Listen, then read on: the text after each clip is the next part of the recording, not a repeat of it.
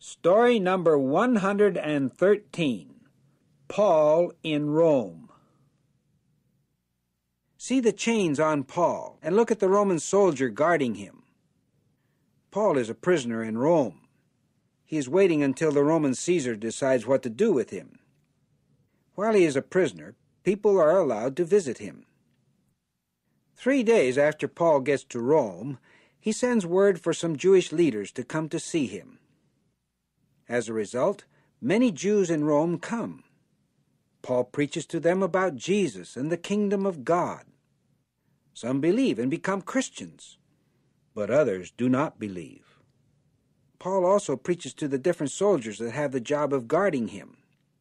For the 2 years he is kept here as a prisoner, Paul preaches to everyone he can. As a result, even the household of Caesar hears about the good news of the kingdom, and some of them become Christians. But who is this visitor at the table writing?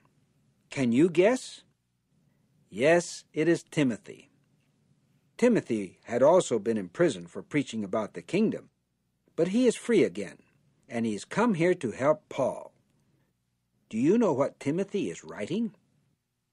Let's see. Do you remember the cities of Philippi and Ephesus in story number 110?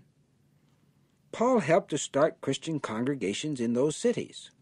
Now, while he is in prison, Paul writes letters to these Christians. The letters are in the Bible, and they are called Ephesians and Philippians. Paul is now telling Timothy what to write to their Christian friends in Philippi. The Philippians have been very kind to Paul. They sent a gift to him here in prison, and so Paul is thanking them for it. Epaphroditus is the man who brought the gift, but he got very sick and almost died. Now he is well again and ready to go home. He will carry this letter from Paul and Timothy with him when he returns to Philippi. While he is in prison, Paul writes 2 more letters that we have in the Bible. One is to the Christians in the city of Colossae. Do you know what it is called? Colossians. The other is a personal letter to a close friend named Philemon, who also lives in Colossae.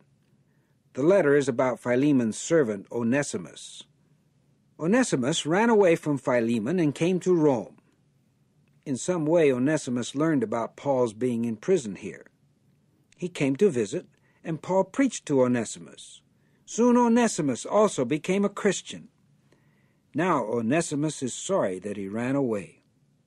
So, do you know what Paul writes in this letter to Philemon? Paul asks Philemon to forgive Onesimus. I am sending him back to you, Paul writes. But now he is not just your servant, he is also a fine Christian brother. When Onesimus goes back to Colossae, he carries with him these 2 letters, one to the Colossians and the other to Philemon. We can just imagine how happy Philemon is when he learns that his servant has become a Christian.